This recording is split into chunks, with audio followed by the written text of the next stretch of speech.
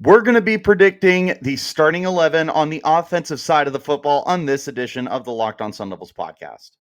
Are Locked On Sun Devils, your daily podcast on the Arizona State Sun Devils, part of the Locked On Podcast Network, your team every day.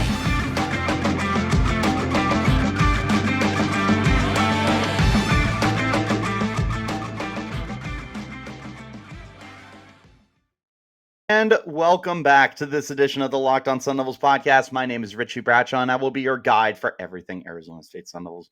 Thank you guys so much for making us your first listen of the day.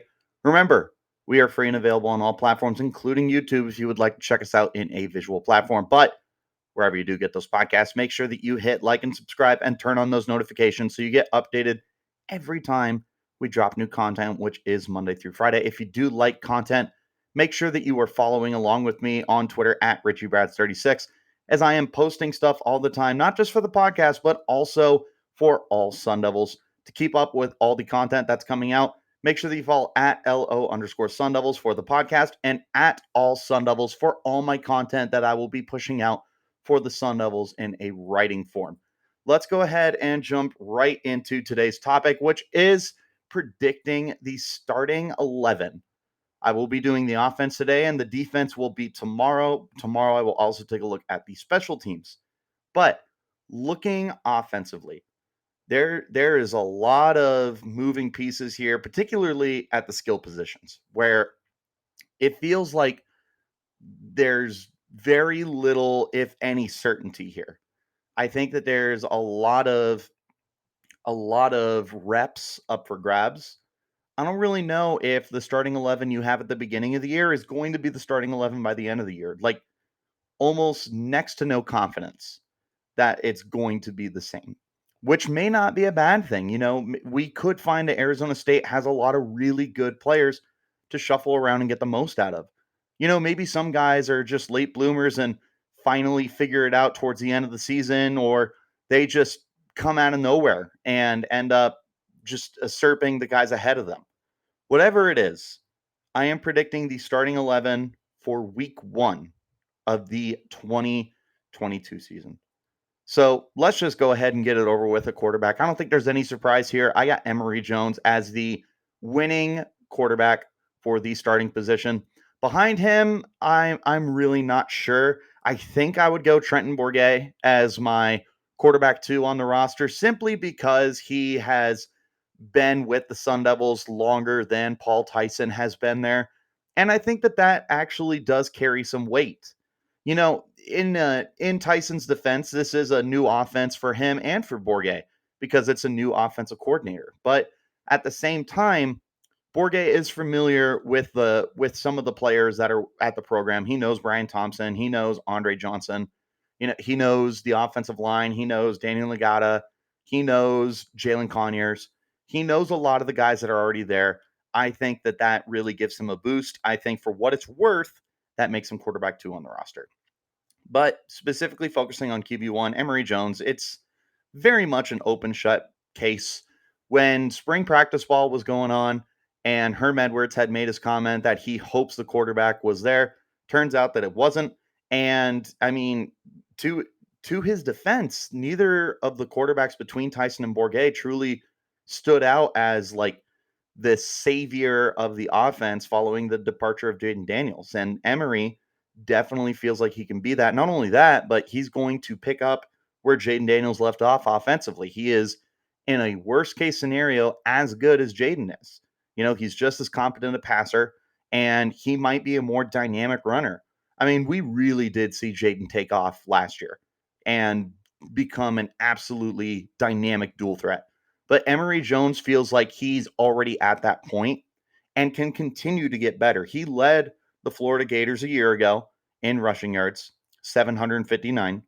I feel like he can come into Arizona State, maybe not lead us in rushing yards because we do have some very talented running backs, but I do believe that he's going to be up in that 700-yard range because I think that Arizona State is going to run the you-know-what out of the football. Emory Jones, my starting quarterback.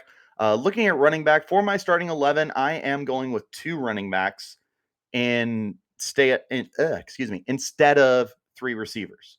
I will be going 2 receivers, 2 running backs, 1 tight end. That is going to be the way that I put this all together.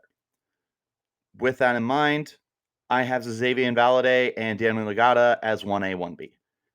I am not putting them in any sort of order. There's a reason I'm picking 2 running backs instead of 3 receivers, and that's because I'm more confident in the running back position than the wide receiver position. And quite frankly, I feel like Arizona State's going to be in a very similar situation. I don't know that they want to roll out with 2 tight ends starting. I don't know if they want to roll out with 3 receivers starting, but I do know that they want to run the football. And because of that, they could absolutely field a lot of their talented guys. It's not just Valladay and Ngata. You have Tevin White, you have George Hart, you have Deonce Elliott. There is a lot of very, very talented runners on this team. And it would be, borderline foolish for the team to get away from that strength and instead try to force a round peg into a square hole in trying to make your receivers dominate your depth chart. The smarter thing to do would be to roll out with your running backs as much as you can.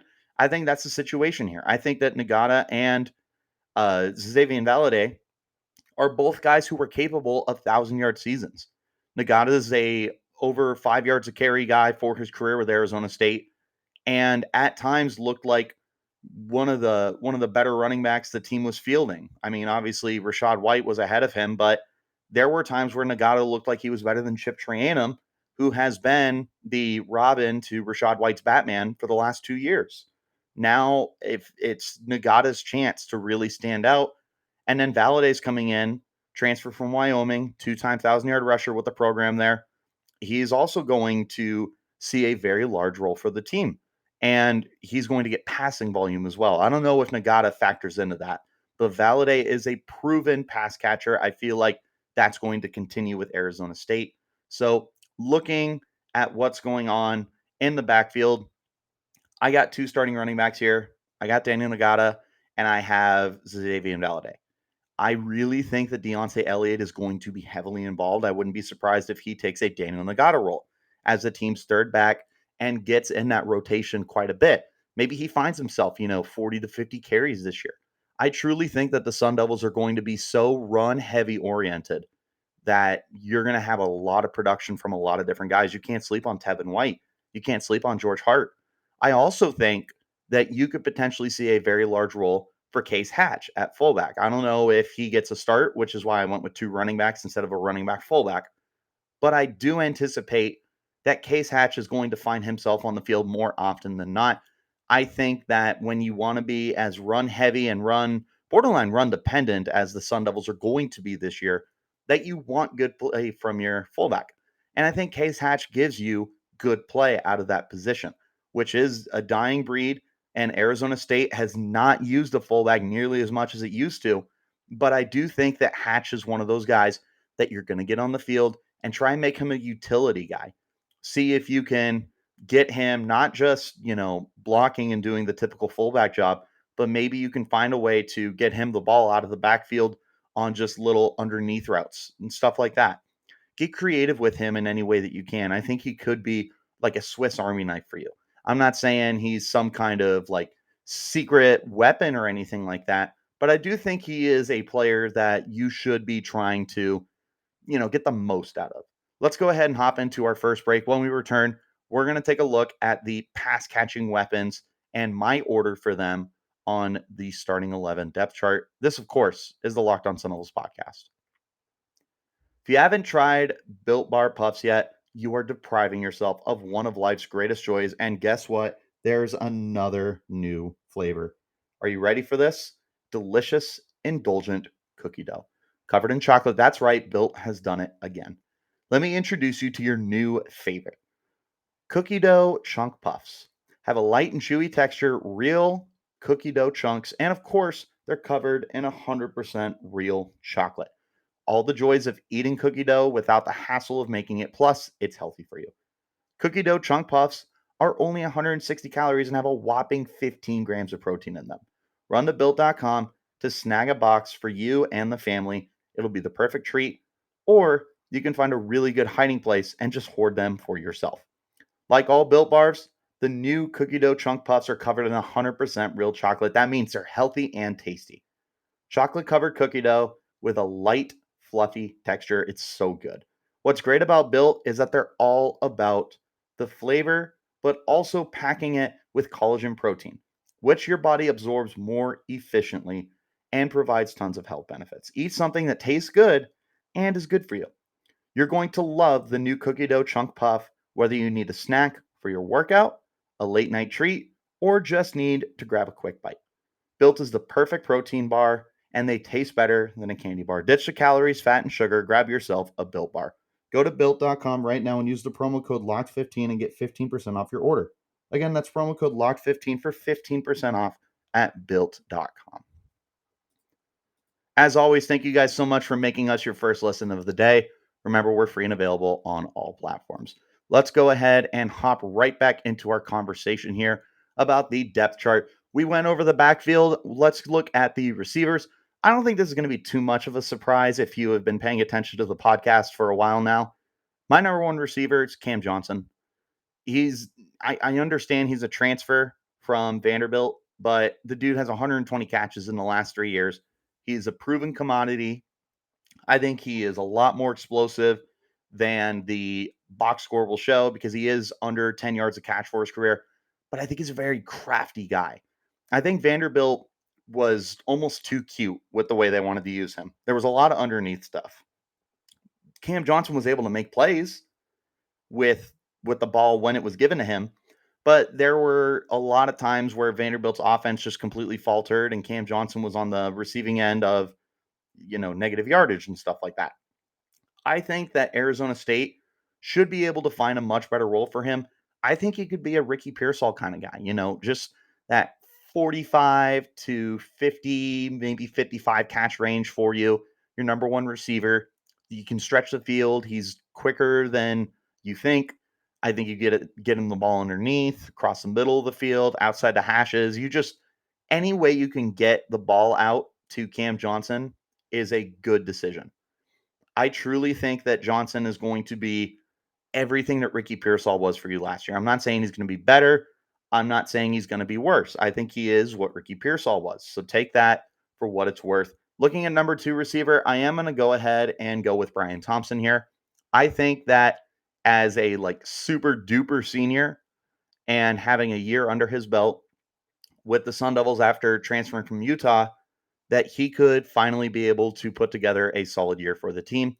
He has some major big playability. He was nearly 20 yards a reception at Utah before falling down to a flat 10 yards of reception last year. I don't think that's indicative of who Brian Thompson is.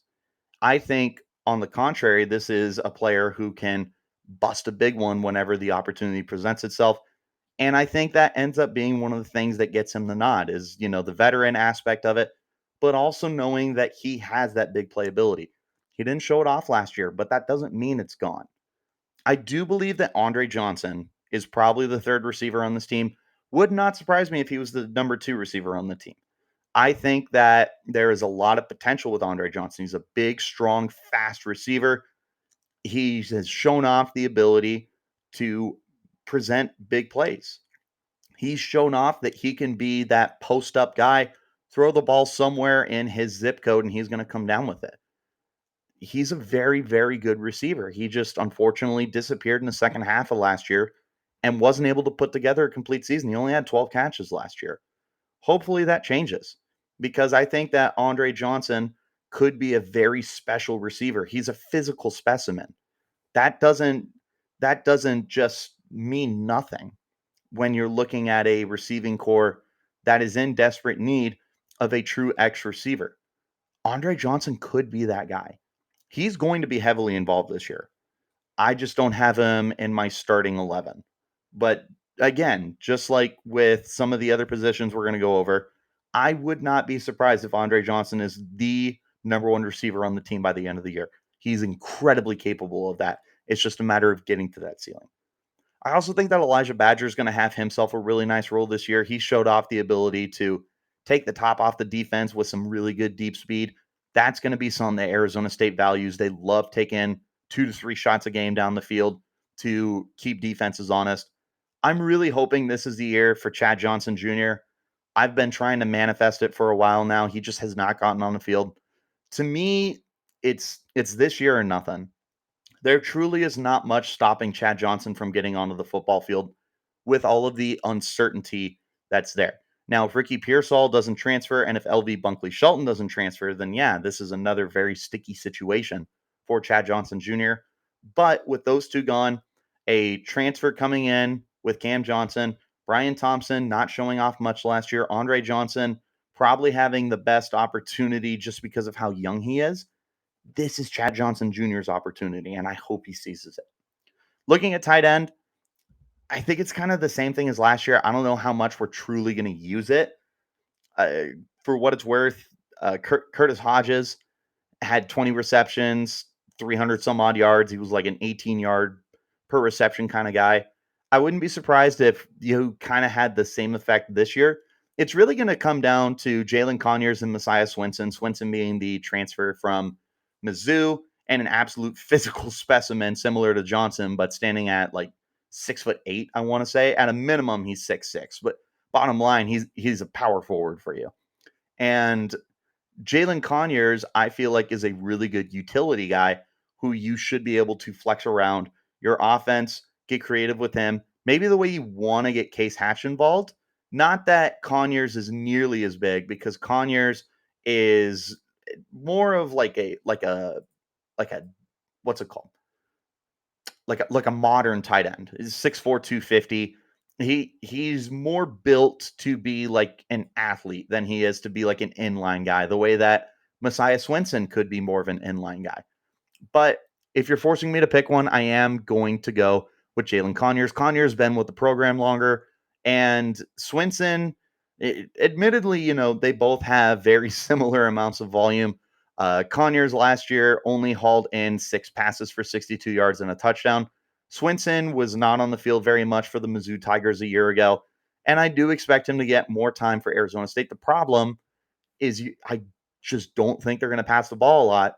And if they do, it's going to be to the receivers. They didn't use the tight end much last year. I don't know if that's going to change much this year. But picking a starter, I am going Jaylin Conyers. Let's go ahead and hop into our final break now. When we return, we are going to close out with the offensive line. Stay tuned. This is the Locked On Sun Devils. As always, make sure that you guys are tuned in to the Locked On Pac-12 podcast as well. Good friend of mine, Spencer McLaughlin, gives you all the information you need to know about the Pac-12 in 30 minutes or less. Just like the Locked On Sun Devils, it's free and available on all platforms. Make sure you're staying in touch with everything Pac-12, guys. Offensive line. I don't know if there's going to be too many surprises here. We're just going to go left to right, and I'm going to give you a little bit of insight for each of them. At left tackle, I'm going with Emmit Bohle. Left guard, LaDarius Henderson. Center, Ben Scott. Right guard, Chris Martinez. And right tackle, Des Holmes. The only guy that I think is going to be very competitive for a starting spot is Isaia Glass. Other than that, I think Joey Ramos is a bench guy. I don't know much about Ben Bray. He hasn't gotten on the field much. Kobe Stuckwish, another guy, just kind of depth piece. Austin Berry, redshirt freshman. I don't know if he's going to see the field very much with all of the veteran offensive linemen that are ahead of him. Isaia Glass being a true sophomore, he is someone who I think could really end up being a star for the Sun Devils.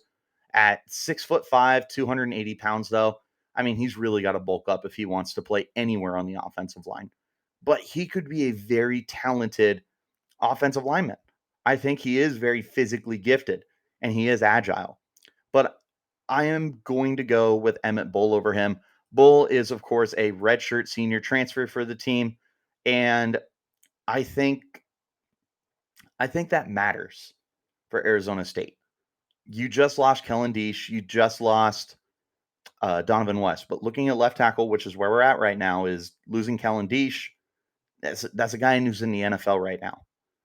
It would be very difficult to try and replace him with an undersized underclassman who doesn't have a lot of experience right now. Emmit Bohle does have that experience. I want to see Isaia Glass out there as soon as possible because I think it's important to get your young guys out there. However, until he's ready, Emmit Bohle's my guy. Left guard, it's not a surprise. LaDarius Henderson, dude is the best player on the offensive line, the most veteran guy on the offensive line as a true senior for the team. I think that a big season for LaDarius Henderson could end up with some NFL draft conversation. Easy pick. Center was also very easy. Ben Scott played right tackle last year for the team, kicks inside the center, picking up for Donovan West. I think he's a very versatile piece that you can just flex all over the offensive line. He's going to be a really good fit at center. I think he's a very smart, very technically savvy kind of offensive lineman. I'm excited about his move to center. I think that the interior of your line between him and Henderson is outstanding. I'm very excited to be running between the tackles this year. Right guard, Chris Martinez. Not a surprise for me either because he is another veteran guy coming from San Diego State, 6'4", 310 pounds. Des Holmes, final guy that I have starting at right tackle, coming from Penn State. This is a guy who has a little bit of starting time under his belt, but is going to probably see a lot more time with the Sun Devils in his final season in college football. Looking at the offensive line, I'm pretty much going with seniors across the board. Uh, senior, excuse me, redshirt senior transfer at left tackle, true senior at left guard, and grad transfer seniors at right guard and right tackle. Ben Scott being a redshirt junior. So I am going with the veteran proven guys on my offensive line. For heavy sets as my sixth offensive lineman, I am going to go Isaia Glass. Because again, I think that you want to get him on the field when you have the ability to. This is the future. There's not a lot of young guys on the roster right now. You know, Ben Bray, redshirt sophomore, Kobe Stuckwish, redshirt sophomore, Austin Berry, redshirt freshman, and Isaia Glass, a sophomore. After them, there's a lot of uncertainty. You're going to be hitting up the transfer portal again. You're hoping that with your NIL that maybe you can pull in some important guys for your recruiting class. But you want to get Isaia Glass out there in any way you can this year. I think that they're going to. And it's a very similar situation to what I've said for a few different positions. It would not surprise me if Isaia Glass is one of the starting offensive linemen by the end of the year. But as of right now, I am going to be sticking with Emmit Bohle at left tackle, which is where I would project Isaia Glass to be. So one more time, going left to right, or just overall in my offense, I should say. Emory Jones, my starting quarterback. For what it's worth, Trenton Bourguet would be my QB2. Starting two running backs with Xazavian Valladay and Daniyel Ngata. I expect fullback Case Hatch to also have himself a pretty pivotal role with the team. Only going two starting receivers. I'm going Brian Thompson and I'm going Cam Johnson. I really, really believe that Andre Johnson is going to have himself a hefty role with the team as well. Tight end, Jaylin Conyers. I think him and Messiah Swinson are probably going to be in a like a 50-50 timeshare kind of situation. Offensive line, left to right, Emmit Bohle, LaDarius Henderson, Ben Scott, Chris Martinez, and Des Holmes. I think that with the offensive line, you just want the proven guys out there after losing two guys to the NFL. But that's my starting offense. And that wraps up this edition of the Locked On Sun Devils podcast. For the starting 11 defense, we're going to be going over that tomorrow. So make sure that you are subscribed wherever you get those podcasts. Remember, you can find us anywhere that you get it audio, and you can also find us on YouTube. Wherever you do get those podcasts, though, make sure you hit like and subscribe and turn on notifications so you get updates every time the Locked On Sun Devils drops new content, which is Monday through Friday. If you're on Twitter, go ahead and follow me at Richie Bradshaw 36. I'm talking Arizona State constantly and putting out lots of content between the podcast and All Sun Devils. If you want to follow the All Sun Devils content from Sports Illustrated, go ahead and follow at All Sun Devils. And for the podcast, you can follow on Twitter as well at LO_Sun Devils. But that will wrap us up for this Thursday edition of the Locked On Sun Devils podcast. Until next time, guys, you keep it locked right here on Locked On Sun Devils.